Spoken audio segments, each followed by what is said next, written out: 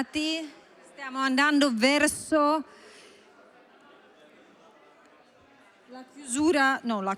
verso gli ultimi momenti del confronto e l'ultima sessione interattiva con i nostri partecipanti internazionali prima della sessione della chiusura. Allora, la sessione che segue si chiama Dal dibattito all'azione, politiche pubbliche e efficaci. La sessione sarà moderata dalla nostra collega dell'OCSE, Amal Chevreau, che avete anche sentito a parlare stamattina. Lei è responsabile dell'unità economia sociale e innovazione del Centro OCSE per imprenditorialità, le piccole e medie imprese, le regioni e le città. E con lei sul podio invito anche Giuseppe Guerini, Presidente Cooperative Europe, Jaime Iglesias Sánchez Cervera, Commissario speciale per l'economia sociale della Spagna, Ministero del Lavoro e dell'Economia Sociale, Evelyn Aipo, responsabile dell'unità economia sociale solidale e investimenti e impatto sociale, Direzione Generale del Tesoro, Ministero dell'Economia, delle Finanze e della Sovranità Industriale e Digitale Francia. Invito anche Claire Sarson, responsabile della politica internazionale per le piccole e medie imprese, Dipartimento per le imprese e il commercio del Regno Unito. E alla fine Jongking Jang, professor Hanshin University, è il presidente Società Coreana di Studi Cooperativi e Corea. Grazie.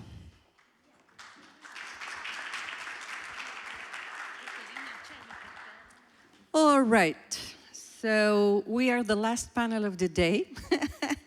And I know that you have been very patient, you have been extremely engage in discussions and debates, and this is what's been really great with this wonderful event. So we're going to make it useful, a bit fun as well, so I think, because we need to lighten up also the mood, and informative, because we have the opportunity with this panel to have the movers and the shakers of social economy in many countries, in France, in Spain, in the UK, in Korea, and we have wisdom, Giuseppe. So before I kickstart, I'm going to ask everyone to present themselves, but very briefly. Who are you? Where do you come from? And what do you do? But really brief. Thank you. Let's start with Korea. My name is. You can go. Okay, thank you. My name is Jong-ik Jang. I'm from Korea. I'm conducting research and teaching cooperatives. I also work as president of Korean Society of Cooperative Studies. Okay? That's it. Thank you. Thank you. Clap. Hello everybody, Claire Sarson from the Department for Business and Trade in the UK. I'm head of the International SME Policy unit there with a new and very, very welcome focus on supporting our cooperatives. Thank you. Jaime. Hello, good afternoon to everyone. I am Jaime Iglesias. I'm the Special Commissioner from Spain to Social Economy. My position was created in 2023 within the Ministry of Labor and Social Economy of Spain, which also happens to be a vice presidency in government. Hello everyone, I'm Evelyn Aipo. I'm head of unit Impact Investing and Social and Solidarity Economy in French Treasury at the Minister of Economy and Finance. And my unit coordinates, evaluates social and solidarity economy at national and international level. Thank you, Evelyn. I'm president in Cooperative Europe. Cooperative Europe is a regional organization for the International Cooperative Alliance. We are present in 32 countries in Europe, and we are 71 members, 5 million workers, 15,000 enterprises, cooperative is member in Cooperative Europe. Thank you very much. So, What are we going to talk about in this session? We've heard so much from so many very interesting speakers today. We know that Trentino is a leader also with the cooperative movement. We have a federation that's been around for 130 years. What we need to better understand through this discussion is how the public sector can provide meaningful support for social economy. In your own positions, you are the ones who are also helping with that, either through legal frameworks, funding, capacity building, partnerships. We will explore that in the discussion. And we will also link that to the main findings of the paper that we've published for this event, mainly focusing on how cooperatives and how in your line of work you're supporting also local level and community-based action through supporting cooperatives. The issues around next generations, aging population and attracting youth, and also using cooperative values to attract youth to the sector. And last but not least, the human-centered digital transition and place-based environmental action. So a lot of buzzwords, but we will try to unpack all that. I'll be very strict on time. You will see, very strict on time. I will start with Giuseppe because Giuseppe, I said wisdom because I've known now Giuseppe for quite a number of years, and he has a broader perspective on the cooperative sector. So Giuseppe, with this broad perspective that you have of the cooperative sector across Europe and your first-hand experience of the developments at both national and supranational level, especially within the EU context. So how do you see, or how have international institutions, in particular the EU, evolved in their approach to the social economy in the recent years? And how does Cooperative Europe engage with and represent the diversity of national cooperative movements across continents? 5 to 7 minutes, and I'll stop you, Giuseppe. Okay, thank you. Thank you very much. And first of all, let me to invite me on this occasion to recognize the role that play Cooperative Europe. But if you allow, I speak Italian. We are in Italy, and so it's more easy for me, but more directly. And thank you for interpreters for your works. Bene, allora noi arriviamo da una stagione di importanti riconoscimenti a livello internazionale. In alcune occasioni ho parlato di un allineamento dei pianeti, le Nazioni Unite, la stessa OCSE che ha lavorato molto sui temi che riguardano l'economia sociale, l'ILO, la Commissione europea con il piano d'azione e la raccomandazione. Per cui siamo arrivati sostanzialmente all'autunno 2023 con questa acquisizione molto importante sul piano dei riconoscimenti formali. Però è un po' come l'allineamento dei pianeti, lo contempliamo, lo guardiamo, ma adesso bisogna poi trasferire questo in un'azione pratica. Ed è quello che in qualche misura si sta facendo con i piani d'azione. L'Italia dovrebbe andare ad approvare la propria strategia nazionale sull'economia sociale a breve, ha presentato e ha messo in consultazione una proposta interessante, ma poi, come dire, la Spagna è molto avanzata da questo punto di vista, la Francia, siamo stati recentemente a Bordeaux a una conferenza molto partecipata e quindi c'è molto fermento. Quindi direi molto alto il livello del riconoscimento, ma rimane ancora tanto da fare nella traduzione.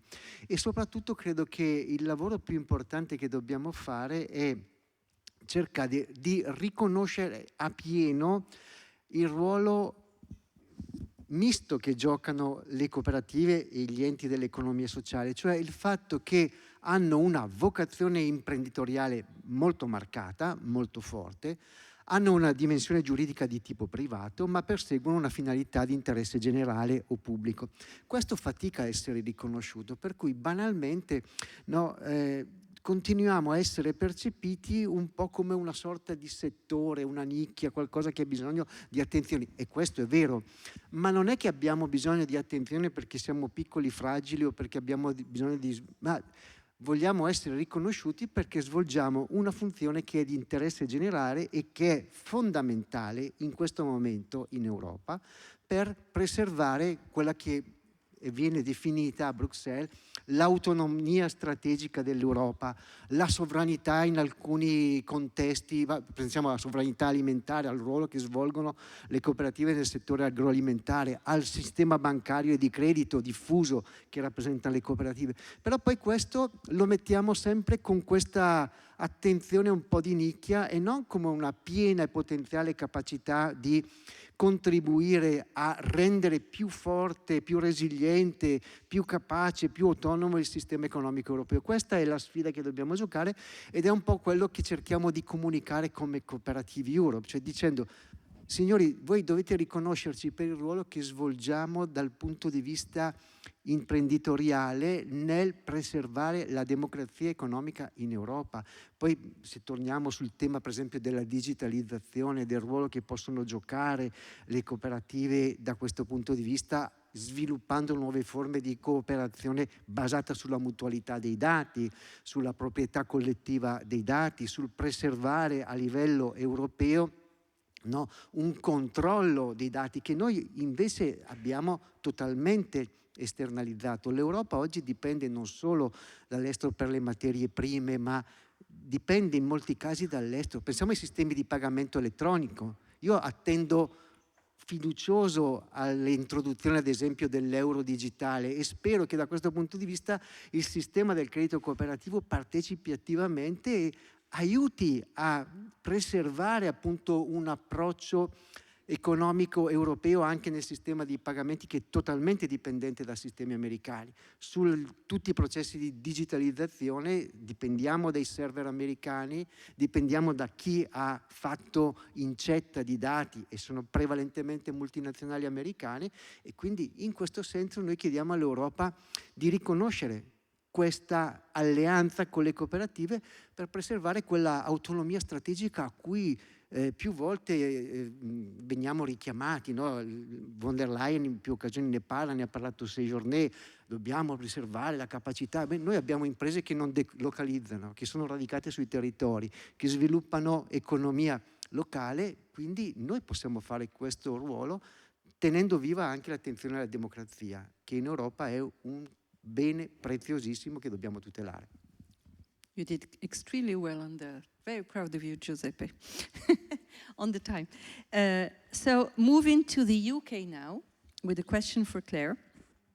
So as we all know, the UK is recognized as the birthplace of modern cooperation.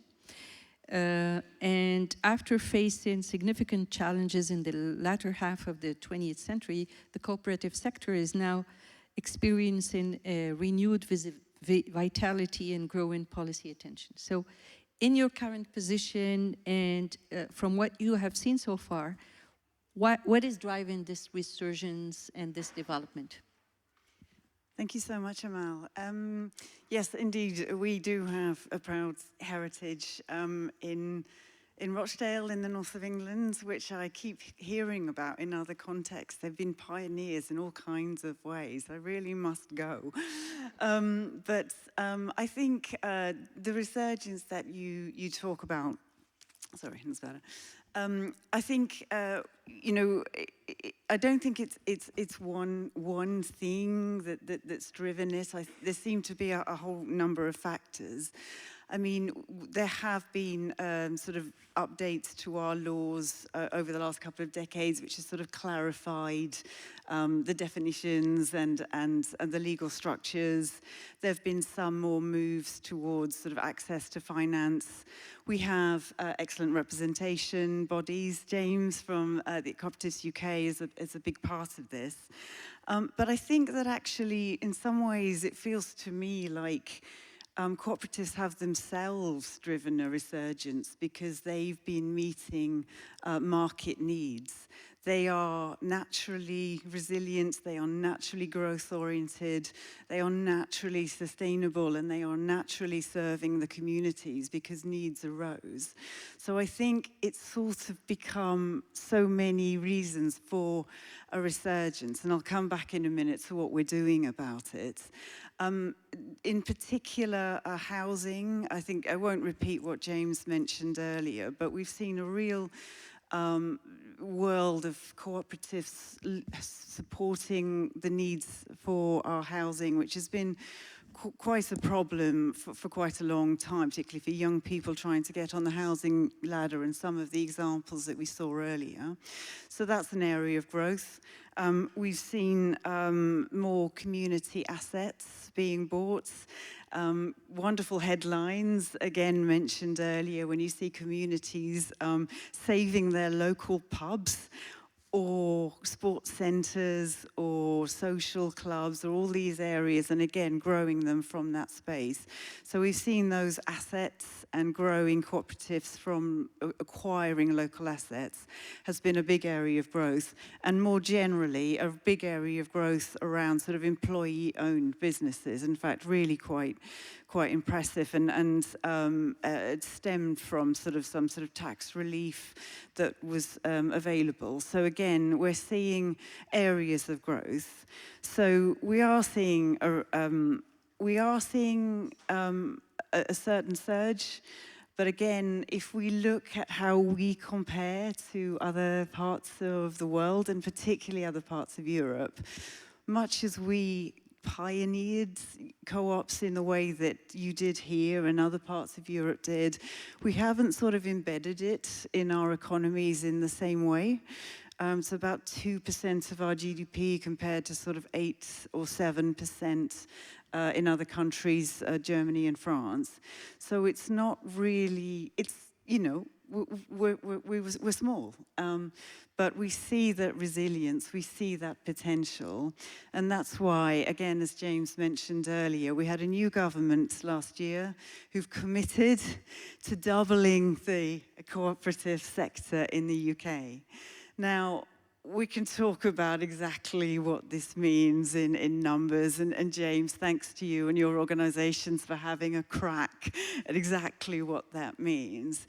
But for me, what's important about that is the signalling that it is giving to the importance of this sector for all the reasons I've said. So a couple of things we're doing there. One, I'm here to learn.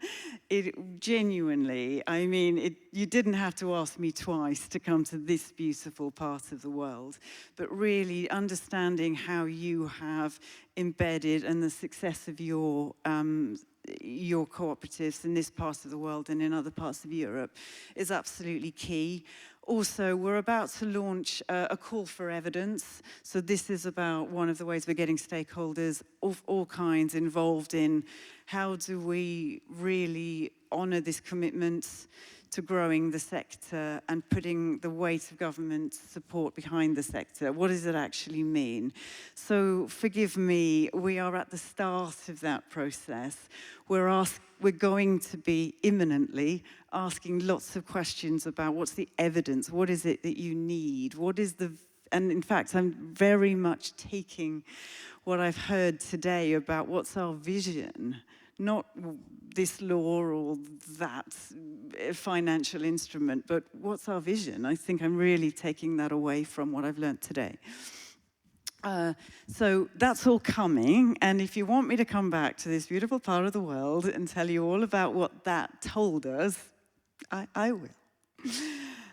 But in lieu of that, there are a few other things that the UK is doing now. I don't know if you want me to go into that now, or perhaps I can come back to it, because I've probably talked too much. You still have a minute and a half. Oh, wow. So in that case, I might just say briefly a couple of things that we are already doing.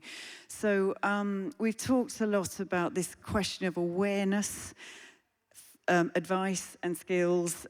We have some things going on at the moment. I mean, again, Cooperatives UK have a really brilliant selection of sort of skills, advisory services, all the things that we've talked today that you need. The government runs a program called Help to Grow, which is about giving SMEs, management skills. We do it in combination with business schools, and we're actually making sure that that has elements of cooperative, understanding what cooperatives are and what they do. We have business hubs, which are our sort of local advisory services.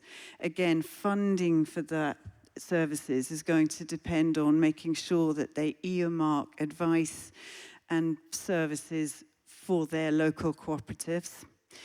Our Chancellor last year launched a consultation on our laws. Our Law Society is doing a review of all of our cooperative laws to sort of really modernise them and make sure that they are fit for purpose, and that sort of future-proofing our laws. They haven't been updated fundamentally for a long time, so that, again, it is in train at the moment, but it's coming. We also launched last year a sort of business-led council for cooperatives and mutuals, which again is about how we ensure that stakeholder voices are shaping the strategies that we're planning at the moment. So again, this is something that you'll hear more about over the next year, sort of few months. I can talk a little bit more about other things that we're doing on the finance side to make sure that that finance is available. We talked quite a lot about that today. It's always critical.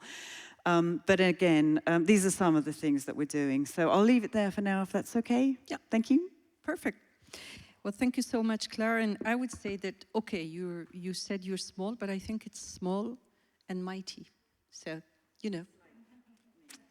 That's going to be your motto from now on, small and mighty. Okay, so moving on to Spain. I'm very happy to see Jaime again. And you know, he speaks Arabic, so that's why I like him even more.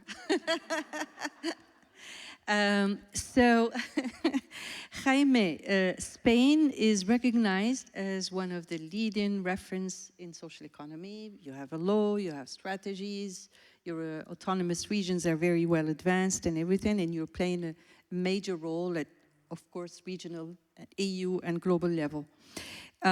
So I would like you, if possible, to share how this leadership was built and the development of legislation, of the strategic initiatives, and if you could elaborate a little bit more on the role and economic significance of the cooperative sector in Spain. And I have to say, before giving you the floor, that one of my first papers in OECD was on regional strategies for social economy, and I've learned wonderful things about Spain, and one of them was cooperatives are referenced, mentioned in the constitution in Spain. And that stuck with me, you know, so I still remember it up to now. 7 minutes, back to you. Yes, indeed, in Article 129. Absolutely. Thank you, Amal. Thanks. First of all, I want to spread my gratitude for the invitation and, of course, for all the tremendous work you do in the promotion of the social and solidarity economy at the OECD, especially in this moment. We all know that it's not an easy moment, so all my recognition to you and your team. Well, what is needed to be at the front of the progress of social economy, in my view, I will be as brief as possible. There are 6 important elements that let Spain be where it is now. The first is the institutional framework. We are one of the very few countries in the world that has a specific ministry for social economy, which, as I said, is vice president in government. It also gives you power when you have to negotiate within the government on the different reforms you can imagine. Second, you have to also mention the regulatory framework. Indeed, Spain was the first European country to have a specific law on social economy. This law is currently being updated in Parliament and will normally be renewed at the beginning of next year. We're also one of the first countries to have a specific national strategy for social economy. We want to remind that half of European Union countries still do not have national strategies, and happily, on social economy, and we are executing our second strategy now. A third element, of course, is a financial framework. We, again, I feel bad to say, but we were the only European Union doing a specific strategic project with the next generation funding for social economy. And we are also implementing a specific funding on different issues for social economy, for a specific fund for social impact, a specific fund for social climate, using regional funding also for social economy. A fourth element is a sector that has been able to structure and get organized very well through time. We have a very strong confederation of social economy, which is the key interlocutor for the state, CEPES. But beyond CEPES, we have this sector organized by sectors and by families and by regions. So we have a huge complexity of the social economy in Spain, and interlocutors for every single thing are reform that we can implement from the state. And of course, we have big companies.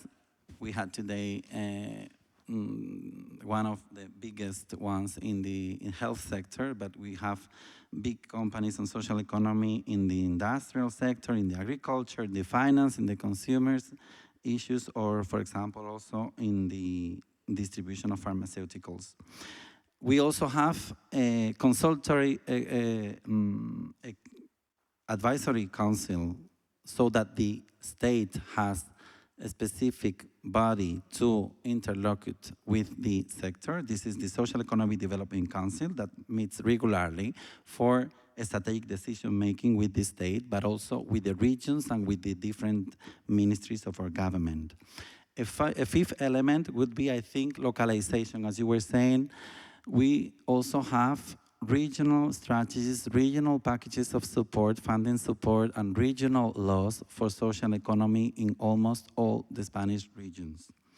And a final element that was mentioned this morning by Gianluca, I think it's the importance of data. We've been able to develop robust data. We publish from the ministry monthly statistics on social economy, and we will be issuing, by the way, in January, our first satellite account in Spain, which is another important milestone for us.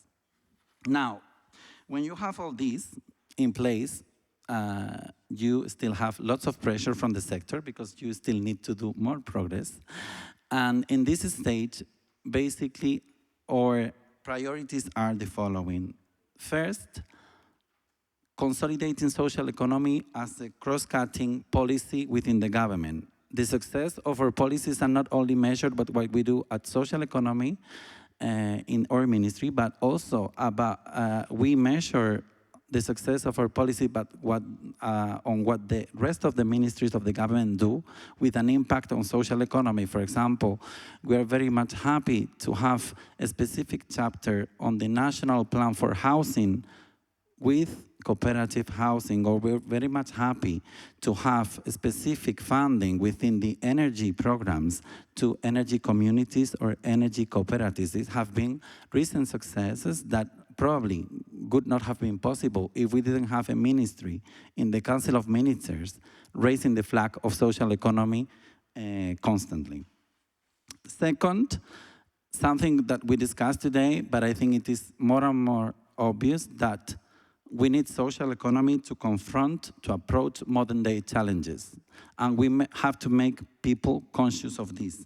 I'm talking, of course, for example, of providing with financial alternatives in a world where the capital has a great power, or for example, of also from providing with care solutions from the social economy to the care needs of our societies. Options like this should also be championed from the public sector, as we are doing humbly in Spain. And also, of course, we need to do some peer-to-peer learning, so that's why I'm happy always to come to fora and to exchange with you. For example, recently we had the Bulgarian colleagues in Spain that were talking to us about their label on social economy. We were also reading the reports on this by the OECD, and we're launching a national label for social economy next month after these peer-to-peer experiences. So we're also happy to learn from you, colleagues, what you're doing, for example, on training. As you were saying, for SMEs, it's an important topic for us. And finally, and a message of probably preoccupation on the global agenda and the European situation of social economy. As we were saying this morning, the last few years have been very important for consolidating the agenda, but unhappily, we still need to push collectively so that the agenda is not watered down. We all know that there are risks. And of course, we are happy to collaborate in the different fora within the UN, within the EU, with the OECD, the ILO, or the Latin American countries on the strengthening of this agenda. Indeed, Giuseppe, social economy should be a key part of the strategic autonomy agenda. And I also want to mention that the importance of the reports of like the one that the OECD issued today to keep the agenda alive and to collectively building the strength of the sector. Thank you.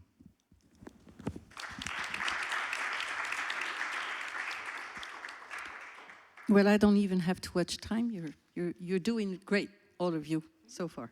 So I think that what I really, stays with me from your intervention, Jaime, is that you might have, of course, all the great things that you've done, which is institutional frameworks, a law, strategy, everything. But I think, for me, one of the biggest achievements in Spain is to embed social economy in different other policies. We always say it's not a sector, it's an approach to doing things. But when it's materialized the way you've done it with housing, with ethical finance and other areas, and we're very also happy that whatever we produce at the OECD is useful to countries, because that's exactly what we're looking for. Okay, so now we're gonna go to Korea.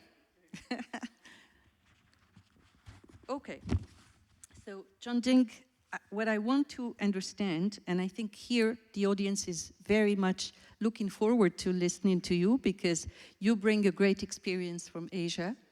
We need to understand, and we know that Korea's economy is growing very rapidly. We know that you have a great cooperative sector, you have social enterprises, you experiment, you innovate a lot in Korea. So and the numbers are growing, of course. What we need to understand, and if you could share with us, what is your view on how the cooperative movement in Korea has evolved, let's say, since the early 2000s, and more specifically since 2012, where there was a framework act on cooperatives, and in what ways can cooperatives further contribute to strengthening the competitiveness of the country? 7 minutes. Okay, thank you for your high appreciation of our country. I am primarily a researcher, secondly policy advisor. I came from the different continental, from European continental, okay? So let me start with briefly mention about the modern history of Korea. So Korea is a country that has achieved rapid and compressed economic development within a remarkably short period of time, while also bearing the historical experience of oppressed colonization under Japanese imperial rule. So the development of Korea cooperatives has unfolded within a dynamic tension between top-down and bottom-up pathways, okay? So, which are very different from those in European countries, okay? So, according to the World Cooperative Monitor 2025, which is published by the URICS and ICA, the National Agricultural Cooperative Federation, NACF, ranked ninth globally in terms of turnover, okay? But the NACF grew largely as an instrument of state-led economic development, okay? Not bottom-up approach.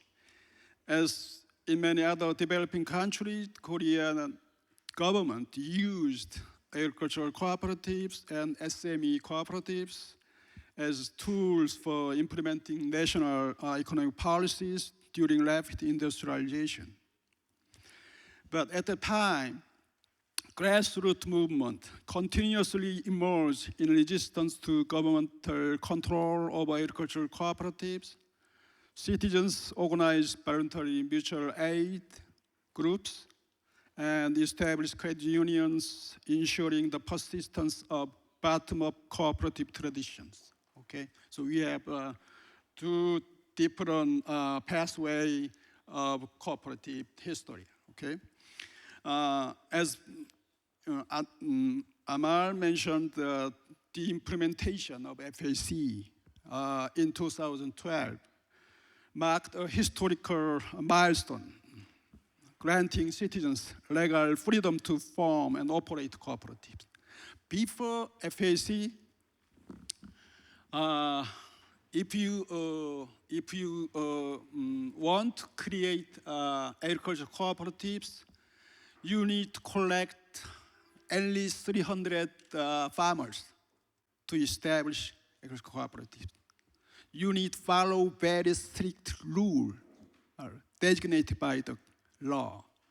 So,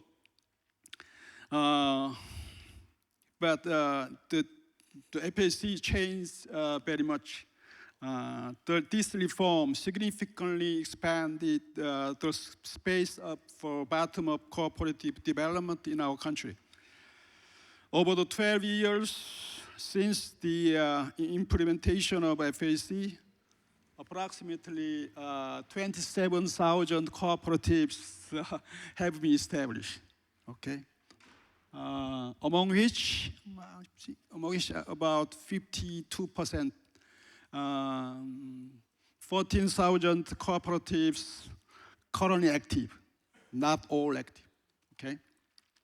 Let me briefly outline the social impact created by these cooperatives. I investigate the social impact of those cooperatives for 2 years. And to briefly mention, in response to growing crisis of elderly and child care, medical and social welfare cooperatives, as well as various care-related social cooperatives, have expanded significantly. To address the employment crisis, large number of small business, very tiny micro business cooperatives and freelancer cooperatives have emerged. In addition, a wide variety of community business cooperatives, local food cooperatives have developed to revitalize declining local community. With respect to climate crisis, citizen-led solar energy cooperatives have rapidly spread over the country. On the other hand, you mentioned housing cooperatives in Spain. Housing cooperative, despite the severity of Korean housing problem, has not grown substantially. Very rare, due to insufficient cooperation from national government and local government. Similarly, platform cooperatives and worker cooperatives aimed at promoting a just digital transition has been slow to emerge. Okay, it's very different picture between care cooperatives and the 1 minute. freelancer cooperatives. You still have 1 minute. 1 minute, thank you. On the other hand, lastly, a brief assessment of Korean government cooperative policy reveals a tendency to focus primarily on the number of newly established cooperatives. What is urgently needed is a policy perspective that promotes intercooperative collaboration and solidarity, including related tax incentives, positions of cooperatives as key partners in various policy domains through strengthened public cooperative partnership, and lastly, regularly enables citizen-led social finance cooperatives. All three policy agenda on the list of current administration, which is made by the the Presidential Transition Committee in July. I was fortunate to a member of the committee, so I contributed the making the policy agenda, those three policy agenda. So I'm very happy to inform you that policy agenda. Thank you. Thank you very much. And I mean, I'm amazed by what laws can do to, you know, give a huge push to the sector. And I think that your framework act on cooperatives has been like elevating the cooperative sector to another level. Absolutely. And yes, we can, I will ask you another question in the second round around this new transition, this new resurgence. Now, last but not least, France. We have Evelyne Aipo with us. And I have to say that France is, of course, has a framework, a law. Working now, I'm happy to work with Evelyne on a strategy, a satellite account, communication plan, I mean, the whole lot. And it's a package. It's a whole package. Plus, it's a country that innovates also in the forms. Like you have the sociétés coopératives, you have les sociétés coopératives d'intérêt collectif, you have so many innovations. And of course, you have a lot of laws. And I wanted to understand how the legal framework has shaped in the last 30 years, and you have specialized laws on almost nearly 30 specialized laws on cooperatives. So how is it that this complex legal landscape influenced the government's policy to support and promote cooperatives? 7 minutes, and I'll be sharp. Thank you, Amal, and thank you for the invitation for OECD. I'm really happy to be with you today. So I tried to answer this question in 5 points. So normally it's okay for the time. Yeah, I'll let you know. So first, France has a very rich cooperative landscape, as you said, around 27,000 cooperatives, many different types of cooperatives, worker cooperatives, cooperative society of collective interest, agriculture, banking, activity, and employment cooperatives. And yes, France is seen as a laboratory for cooperative innovation. Second, a legal framework helps this diversity. How? With a general cooperative law from 1947, updated in 1992, with opening up capital, shares, taxation. We have several specific laws for each type of cooperative. SCOP in 1978, SIC in 2001, etc. And cooperative can use different legal forms, like a public limited company, simplified joint stock company, limited liability company, etc. Third, common cooperative principle create unity. Open membership, democratic management, one person, one vote, member participation and profit sharing, autonomy and training, collective interest. Fourth, this legal structure helps the government support the sector. How? And it gives visibility and recognition to cooperatives in national policy. Since the law of social and solidarity economy in 2014, cooperative is integrated in national policy. It makes public support possible with funding, subsidies, local support scheme. It offers favorable tax rules, partial tax exemption, incentive for tax overs, is a deduction of 18% of the amount they invest in the scope, capital in case of takeover. It ensures quality control through a cooperative review every 5 years. It allows shared governance with cooperative organization, with the Higher Council for Cooperation. It's a forum for discussion, consultation, and regulation for all cooperatives. Fifth, the 5 points, it's also encourage business takeovers employees. Legal and fiscal tools help workers transform companies into scope. Or 6, we have the example of Duralex, yes. But it's not the only example, but I think it's, like I said earlier, is sentimental with these Duralex names, because where it's a glasses, when we are a little child, you have the number inside the glasses. So, yes. so every point, think it's also the cooperatives, about the organization himself of the cooperative, and the government supports the creation of the cooperative with the different law and with the help with the taxation and the landscape. So I hope I answered the question in the timeline. Yeah, definitely. Thank you so much, Evelyn. So we all heard the great stuff that's been done in France, in Spain, in the UK, and of course in Korea. Now we're going to go into the last round of very quick questions where we would like you to also share with the audience, where do you see this sector going?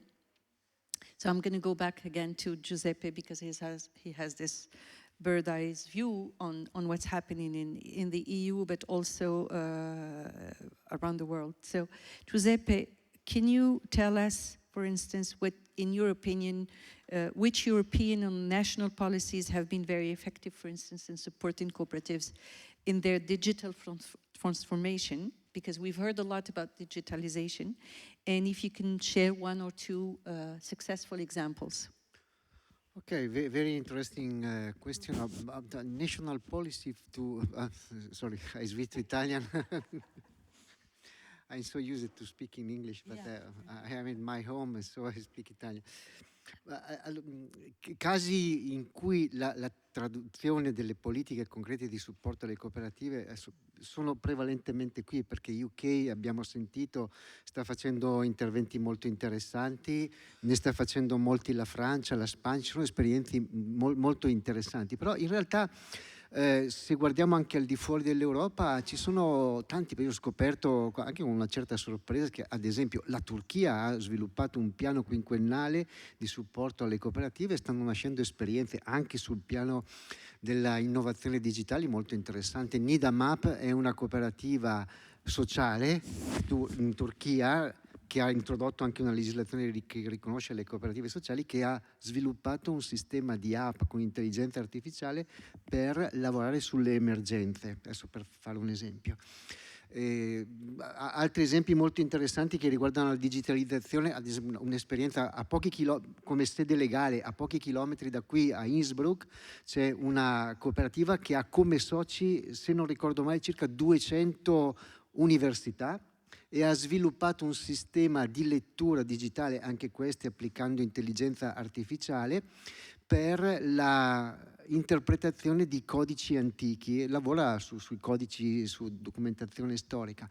Questo per fare due esempi. Questa è molto interessante perché è una cooperativa che utilizza lo Statuto Europeo delle Cooperative, una delle poche, però ci insegna una strada molto interessante da questo punto di vista. Midata è conosciuta da qualche tempo, è una cooperativa svizzera che lavora sulla proprietà dei dati.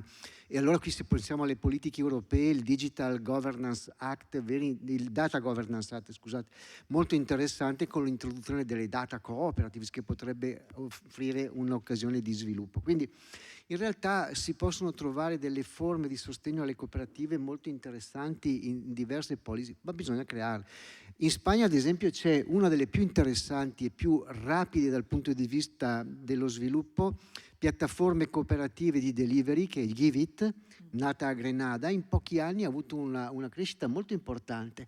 Però anche qui nasce da un'esperienza fatta prima in Francia, da Cycle Coop, che ha sviluppato intanto il sistema open source per gestire la piattaforma di delivery in forma digitale. Quindi c'è molto fermento, bisogna accompagnarli. Una cosa sorprendente è che l'Unione Europea, che attraverso il framework del Transition Pathway, che accompagnava la transizione verde e digitale delle imprese cooperative nell'ambito del programma COSME, l'anno scorso ha cancellato i bandi già pubblicati, già progetti fatti, e dici, come si spiega questo col piano d'azione quando poi si ritirano iniziative di questa natura? Quindi c'è molto da fare in questa direzione, bisogna spingere per far emergere queste innovazioni. E ancora una volta una proposta che sto cercando di portare anche a livello europeo con la Commissione: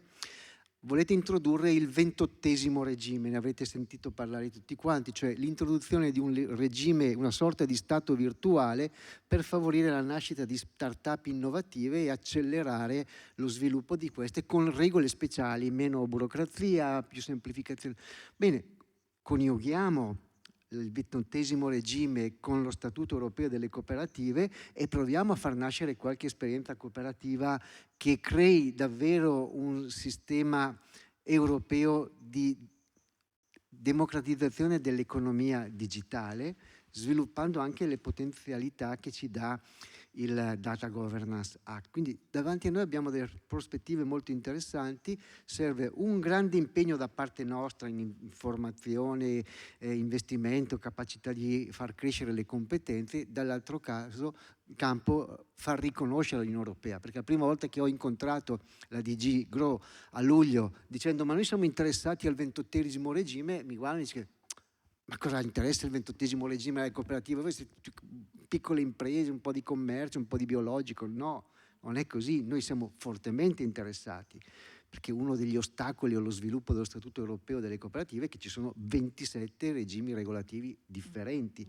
Quindi queste sono alcune delle strade che dobbiamo percorrere. Mi fermo qui perché il tempo è poco, ma se volete poi possiamo ritornare su questi temi. Grazie. Thank you very much, Giuseppe. I'm going to go very quickly to Claire. So I know that you've explained in the first round this is the beginning and you're doing this call for evidence and everything. But just looking forward, how do you see the cooperative movement and cooperatives in general being resilient, relevant for the UK this moment and years ahead? Thank you so much. So, look, I mean, it just feels to me like we've said it a few times already today. Cooperatives are just inherently resilient, and they inherently fill needs, as we've seen several examples in the UK. I mean, I've seen a statistic that sort of 82% of cooperatives are still trading after 5 years. Yeah. This is compared to sort of 40% of other businesses, and there's a few other statistics of that kind. When it comes to resilience, other businesses could almost learn something from how cooperatives work. So I think there's something really strong already there in terms of that resilience. And one can also look at, we've talked today as well about how cooperatives are already sort of inherently looking at sustainability in the way that they are constructed, in the way that they operate. And also things like inclusivity. I mean, there are more women on boards in cooperatives than there are in other types of businesses. So you're already seeing that strong basis. So I think we have a good place to start. So perhaps really what we need to do is nurture that and support that in every way that we can. We talked about it a bit before, and I mentioned it a little bit in my comments earlier, but that sort of advice and communication part, when we had that discussion earlier today about what can we dare to do, Certainly in our table, communication came up a lot, and just being a little bit more forward about what it offers, and the role of education, and the role of getting younger people involved in understanding what it offers as a way of doing business.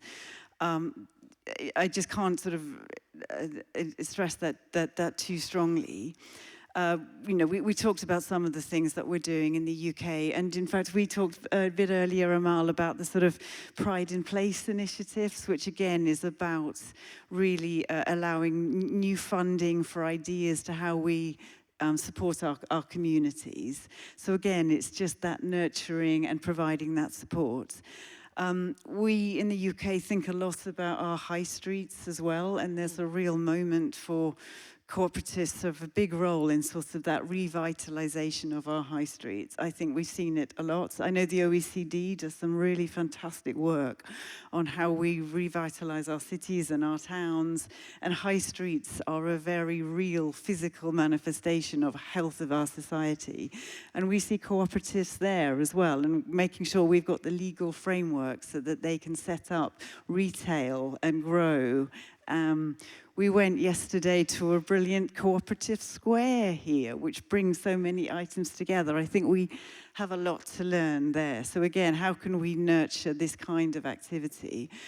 And if I may, just to say, we've talked about it a lot today, but this question around digital, James mentioned it briefly earlier, but things like the cooperative network infrastructure, which is an organisation in a part of Manchester, which is actually providing the cable fibre for businesses and NHS trusts and other organisations in that part. This is the kind of world in which cooperatives can be operating in the future. This is where it's at. We need to embed our cooperatives in the missions that we have for energy and for housing.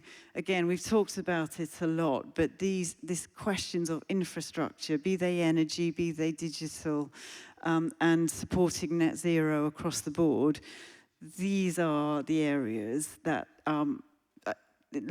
look like the future to me. But not losing sight of the fact that in our day-to-day communities and our day-to-day businesses, cooperatives will have always had, back to Rochdale, filling market needs where they see them.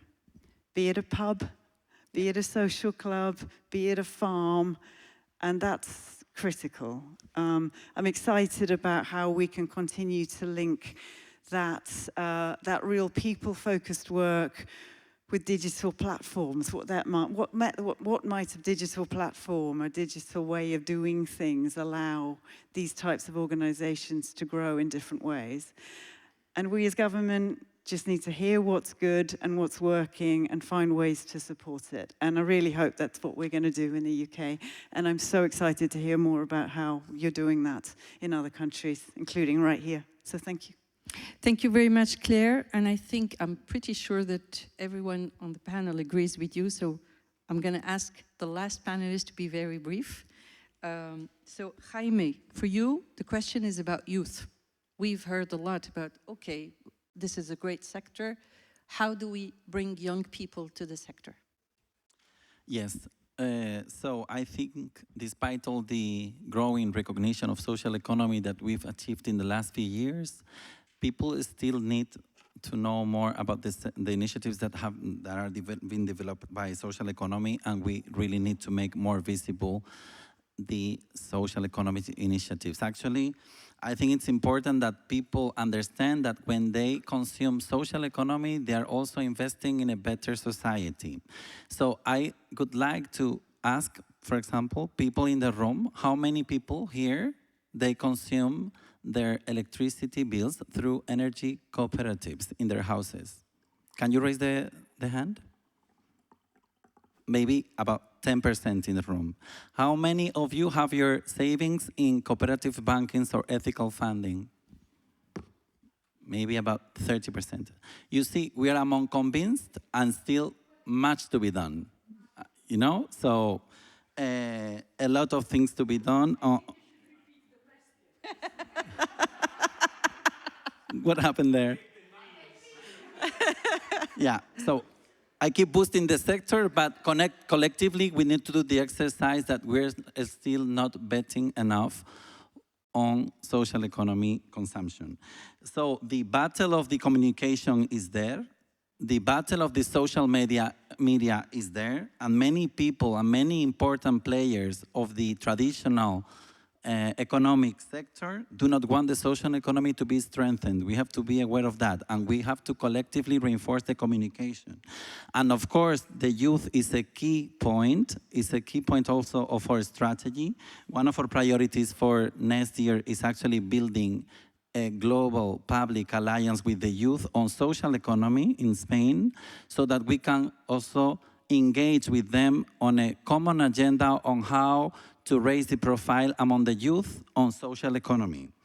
And another key point that was mentioned previously, of course, is education. Now that we are being able to mainstream social economy on the different policies, we're also having a very direct and positive line with our Ministry of Education and our Ministry of Universities. For example, for the first time, we achieved that social economy is recognized as a specialty in the university curriculum or syllabuses. For that, we had to mobilize all the academia community and get up to 150 signings of several professors and teachers among the Spanish community of universities for making the ministry understand that it was a need.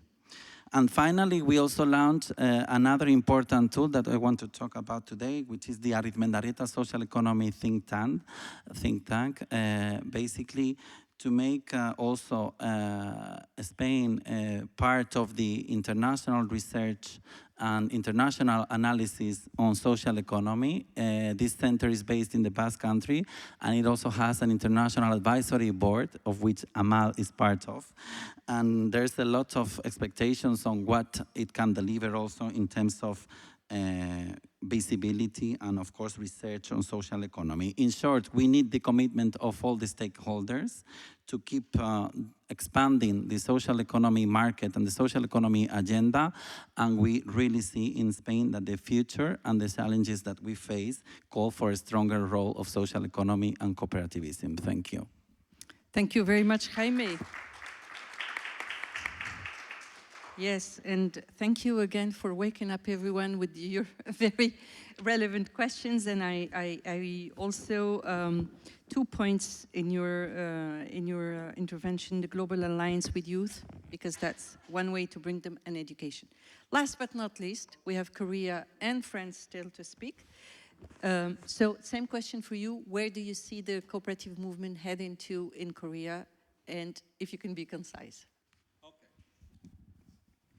I strongly emphasize on the strengthening of bottom-up approach of our cooperative sector, because we have very strong government control, top-down approach. So how you strengthen bottom-up approach cooperative sector, I believe that as a cooperator, we need to cooperate each other, solidify each other to scale up and also scale deep in community. That's one of the best strategies to establish the bottom-up approach tradition pathway of cooperative sector. And also second strategy to the making a future of cooperative is make partnership with the government sector. In particular, the government have lots of variety of policy, including welfare, daycare, and elderly care, and energy transition. Also, the current government put more than I believe $100 billion to AI. So we need to collaborate with the government to make a pathway of just energy transition, as well as just the AI transition by encouraging the people to participate in the cooperatives, variety of cooperatives, from renewable energy to platform cooperatives, the care cooperatives, and also we need to innovate the current government agency related to social and social economy sector. They have been becoming bureaucrat, so we need to innovate that agency in our country. So there are lots of things to do to expand the new future of our cooperative sector. Thank you. Thank you very much. I like very much what you've said about scaling up but scaling in as well in communities, and perhaps doing some thinking on how to make the agencies more effective and more in line with what's happening. So, nous allons finir en beauté, as they say in French. Okay, so we will have Evelyne now. Same question for you, Evelyne, and if possible, be precise and concise, because I think people have taken on a lot of information. How do you see the cooperative movement moving forward in France? Thank you, Amal. So, in little points, first of all, social and solidarity economy organization like cooperative already play a major role today. Because they provide services like community, health centers, shared housing, childcare, and social inclusion projects. And the government support takes different forms. For example, in public procurement that included social clauses, it gives a cooperative more access to health-related contracts. Cluster of economic cooperation, support partnership between cooperatives, housing actors, and local authorities. Support for intergenerational housing and new care models, and involve social and solidarity actors more in strategic planning for health, social care, food, circular economy. So, first of all, I can say France is very supporting environment for cooperatives, and we want in the future national strategy aims to reduce legal barriers and support collective entrepreneurship. And we want a strong focus on digital, social, and environmental transition, how in support for a human-centered digital transition, and recognition of cooperatives' role in local ecological action, and a strong cooperative with local authorities and regional chambers of social and solidarity economy to expand their impact. So in the future national strategy, we know we already have a strong landscape, but we think we can continue, like Jaime said, in the European plan to have a priority for social and solidarity economy and included cooperatives. Thank you very much. I told you, on va finir en beauté. So, thank you so much all. I think we can give them a round of applause because thank you so much. I've learned a lot, and I'm hoping that you're taking away with you a lot of great ideas. Again, thank you, Trentino, for giving us this opportunity to bring all these experiences to you and to learn from you. And I think I'll stop right here. Thank you so much.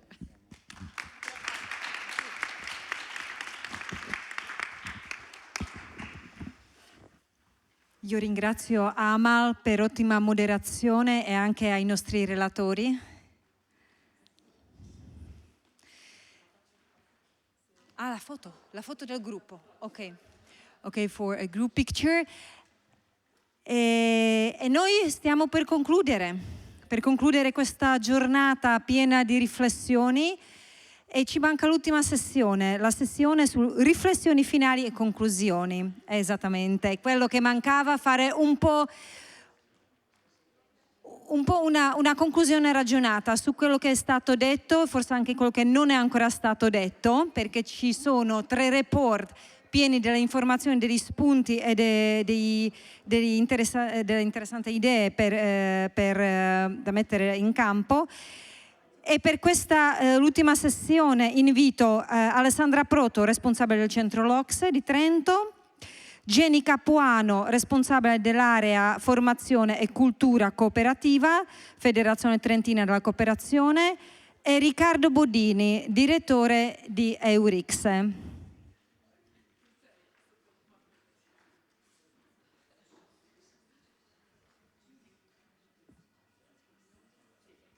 In questo caso non c'è un moderatore, quindi mi affido a Alessandra per moderare. Ci automoderiamo, and this is also like, again, a collective effort to provide conclusions, because it's not easy. It was a very dense day. So super quick from my behalf. Beyond thanking you really very much for the whole participation. So I think we started from the room, right? Acknowledging that we were in a room which has been decorated and painted by a futurist. So the future that in the past actually is already present here. And we started with, I will give you just my really reflections, right? And what strikes me from the discussion today. Importance of the method. So the future is not something we predict, it's something we build. And in this case, we build together. And we need a structured approach, collective intelligence, and capacity to interpret also the change. Then we were talking about visibility and, about vision and responsibility. And we've been asked and challenged by Professor Poli to say, but who is responsible for shaping a vision of the future? And actually, but the answer is, I think, simple, and we kind of all agree here, is that we are, each of us is responsible of it.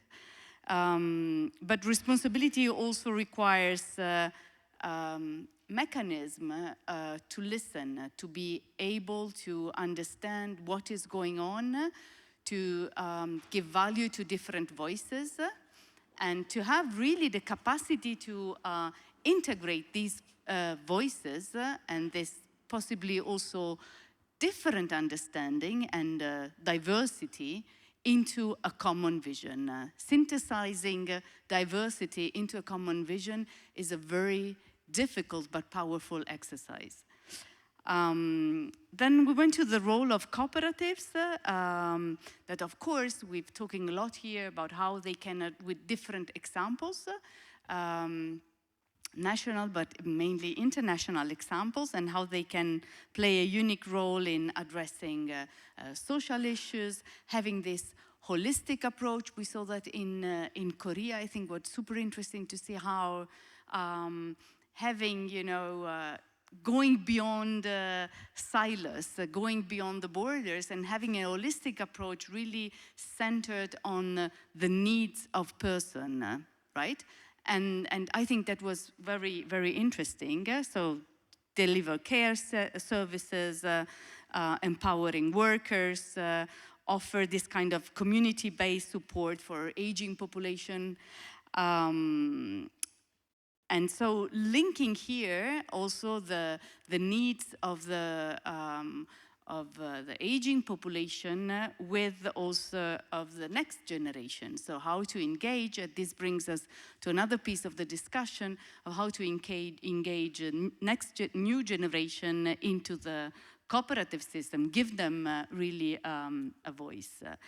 And then also there was a discussion around how cooperatives can also challenge this conventional for-profit models and creating innovative forms of social economy,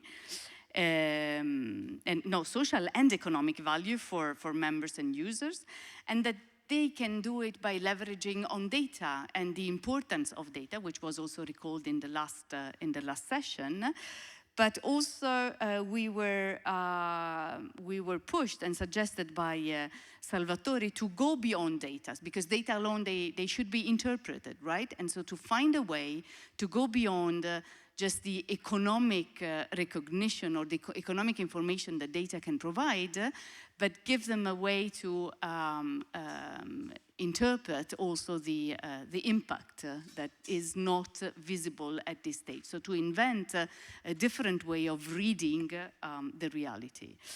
And then I would go also last, and this is also a bit more also a thank to our participants, particularly from abroad, the importance of peer learning.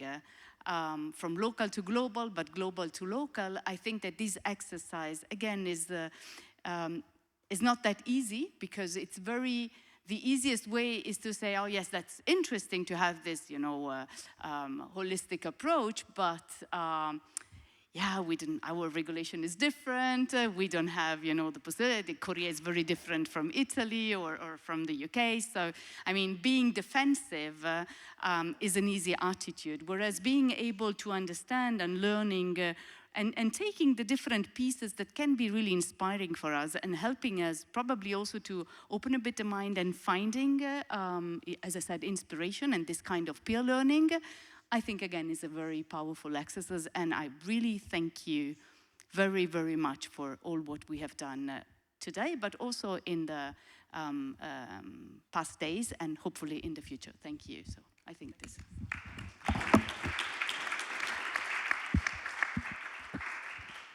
Grazie. Buonasera a tutte e a tutti. Anche da parte mia, grazie per la vostra partecipazione all'evento di oggi. È stato un evento, credo, ricco di stimoli e anch'io mi porto a casa tante riflessioni. Io vorrei aggiungere due parole chiave, diciamo, quelle che ha richiamato Alessandra, proprio nell'ottica di provare a distillare da alcune delle cose che abbiamo sentito oggi dei temi e anche delle prospettive di azione. Ne scelgo due che da un lato dal nostro osservatorio mi sembrano particolarmente importanti nel contesto in cui viviamo oggi, e dall'altro sono due cose su cui l'azione dipende forse proprio in prima battuta, in prima persona, dalla nostra azione di cooperative, di movimento cooperativo. Non dipendono dai governi, non dipendono dalla congiuntura economica, dipendono da quello che noi vogliamo e possiamo fare come organizzazioni. La prima è la cultura. Abbiamo visto e sentito come la cooperazione attecchisce e si sviluppa dove trova un sostrato culturale, oltre che economico, imprenditoriale favorevole. Alessandro Ceschi questa mattina richiamava il caso del Trentino, no? Che è paradigmatico da questo punto di vista, una terra dove ci sono tradizioni che affondano addirittura nel Medioevo, ma che hanno creato un contesto culturale favorevole per l'impresa cooperativa. Questo contesto culturale non possiamo più darlo per scontato, da nessuna parte, nemmeno in un territorio come il nostro, e quindi serve uno sforzo consapevole per alimentarlo e per crearlo, perché se non lo alimentiamo, non lo creiamo, faremo sempre più fatica a tutti i livelli a avere un movimento cooperativo sano, attrattivo e che riesce a crescere. Quindi il tema della formazione, abbiamo sentito quello che sta facendo il governo spagnolo per la formazione universitaria, quello che anche qui in Trentino si sta cercando di fare da questo punto di vista, ma anche parlando proprio di formazione nelle scuole, perché è fondamentale che questo sostrato culturale venga creato e alimentato. Il secondo tema chiave in questo contesto credo sia quello della governance. La governance è quel meccanismo in cui la natura cooperativa poi riesce a trasformarsi effettivamente in strategia e in governo dell'impresa. Gianluca Salvatori richiamava un po' i pericoli, no, della tecnocrazia, in qualche misura, di avere un'economia che non è governata poi da una visione che mette al centro l'interesse delle persone. Questa è una sfida importante anche per le imprese cooperative. Penso in particolare a imprese che si muovono in mercati sempre più complessi, mercati globali, filiere transnazionali, regolamentazioni molto complicate. Questo vuol dire che serve un management sempre più sofisticato, sempre più specializzato, potenzialmente sempre più distante da quelle che sono le competenze della base sociale delle cooperative. E quindi il tema del governo dell'impresa da parte dei suoi soci, della governance democratica, è un tema che ci interroga in modo forte su come i modelli di governance delle imprese cooperative oggi devono essere in parte anche forse ripensati o rinnovati per stare al passo con questa sfida. E questo è un tema centrale anche per un'altra questione che è ritornata molto oggi. Pensiamo al tema dei giovani, no? Ci diciamo giustamente tutto il potenziale che ha l'impresa cooperativa per attrarre le giovani generazioni. Il rettore dell'università ci raccontava questa mattina come anche dal suo osservatorio i giovani cercano un senso, no? Nel loro lavoro, cercano dei contesti in cui possono dare un significato a quello che fanno che va oltre il reddito che portano a casa a fine mese. Raccontare i valori cooperativi e rappresentare la funzione anche sociale della cooperazione non basta, però bisogna che i giovani che arrivano alle imprese trovino dei contesti organizzativi che li sanno accogliere e valorizzare. E questo quindi vuol dire non soltanto valori, ma vuol dire processi organizzativi, vuol dire pratiche di management, vuol dire sistemi che effettivamente alimentano una cultura, una pratica della partecipazione dentro l'impresa che sappia valorizzare le giovani generazioni.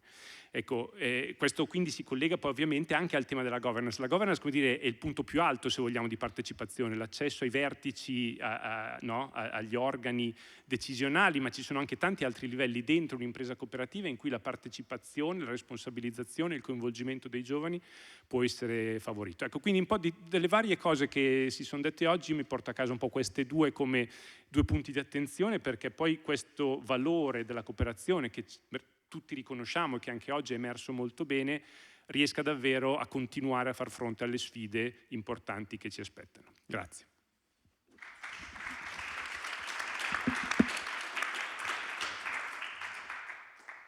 Bene, a me l'ingrato compito di chiudere.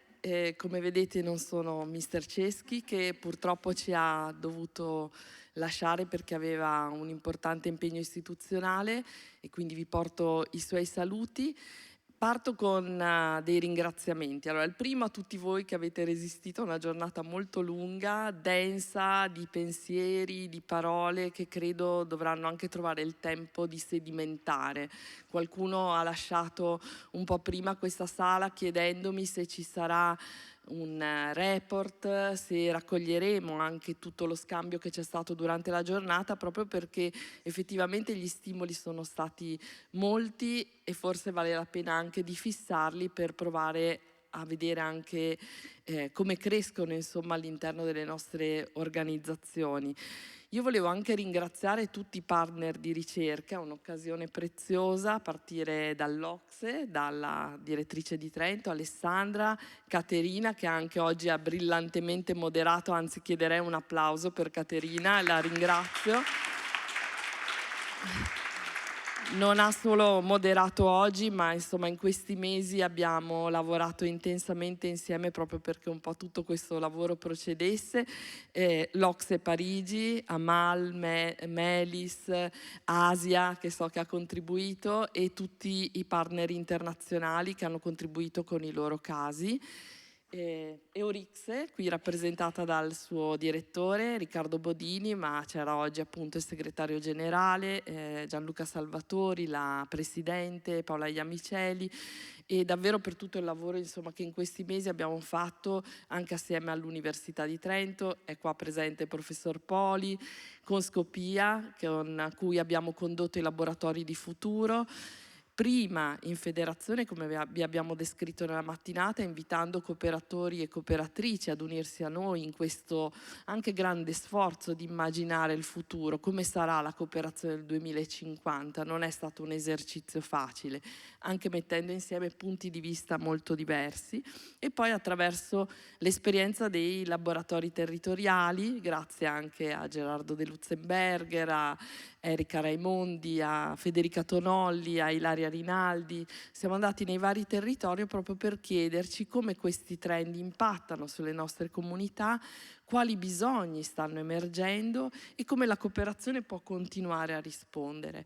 Ora abbiamo messo insieme metodologie diverse, sguardi diversi, dal globale al locale, e in fondo abbiamo fatto un grande esercizio di intelligenza collettiva.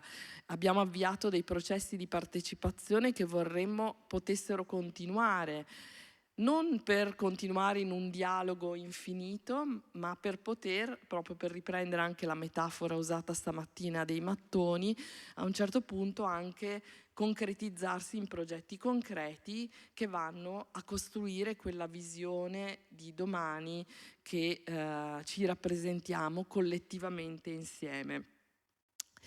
Il mio direttore diceva che non è la fine del percorso, ma in un qualche modo è una tappa intermedia, e quindi adesso un po' il compito del Consiglio d'amministrazione della Federazione sarà quello anche di fare sintesi, di distillare tutti questi vari contributi, di leggere nelle pieghe dei vari rapporti, delle varie attività che sono state realizzate per appunto fare questo esercizio di costruzione di questa visione, di darsi degli strumenti di policy, anche di andare a individuare dei progetti che effettivamente vadano nella direzione desiderata. Quindi sarà anche il momento delle scelte.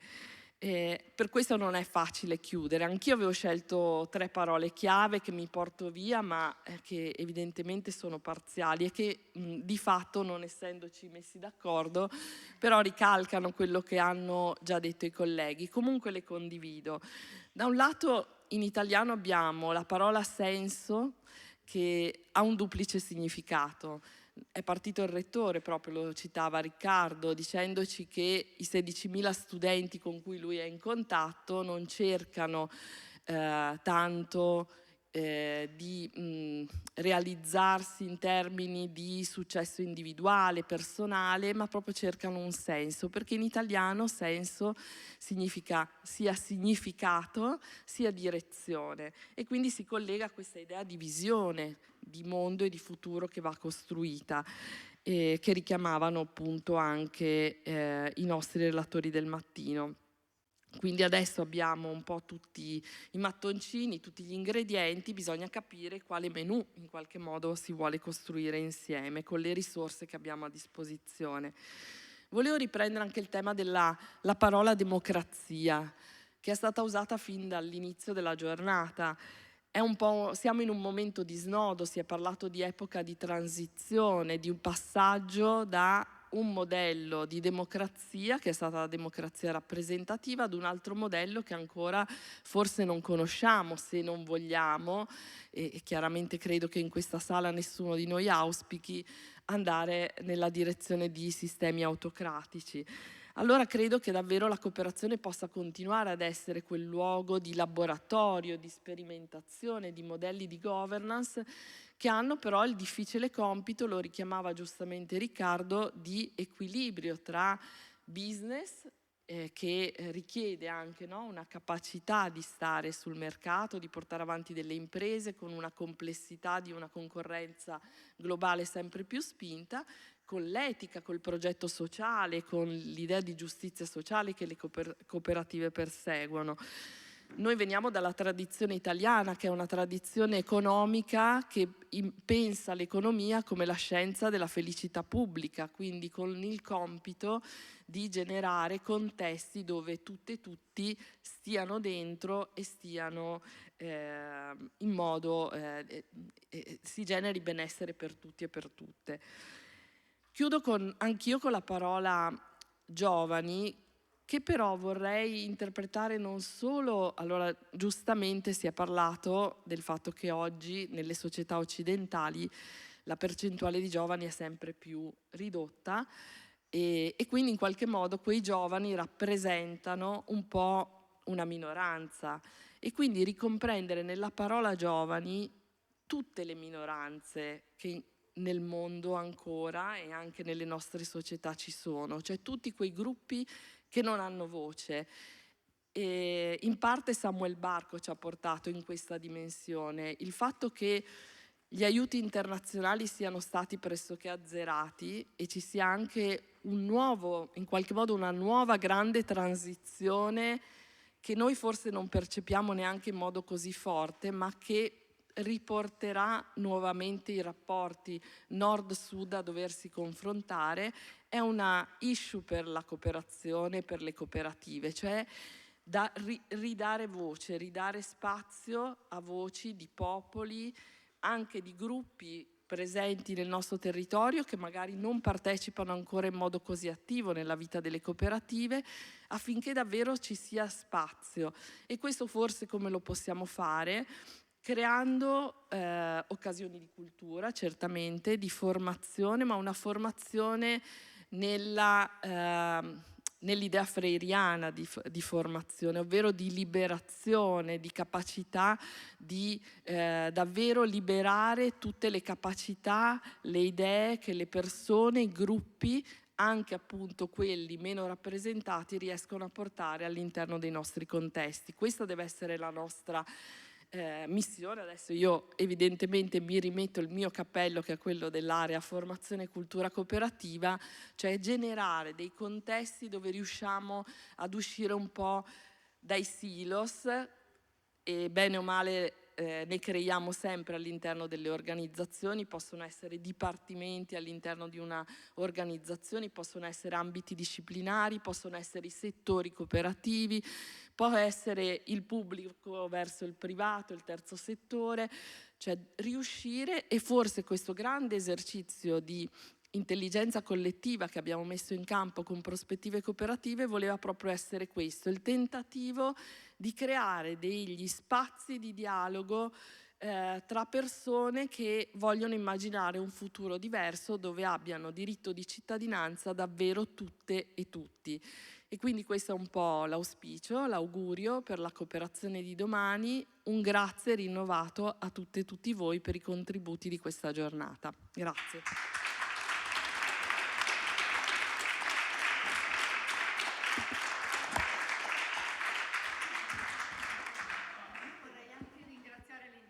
Al volo, scusami, per il lavoro fatto durante la giornata. Grazie.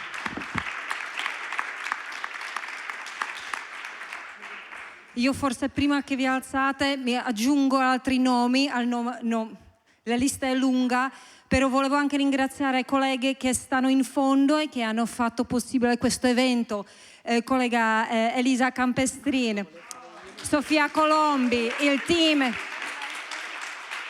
team operativo della federazione di Geni, e anche ai tecnici che hanno fatto ottimo lavoro tecnico. Ringrazio a voi partecipanti e eventualmente ci vediamo domani. Vi aspettiamo domani per festeggiare il 130° alla Sala della Cooperazione, ore 17. Grazie a tutte e a tutti.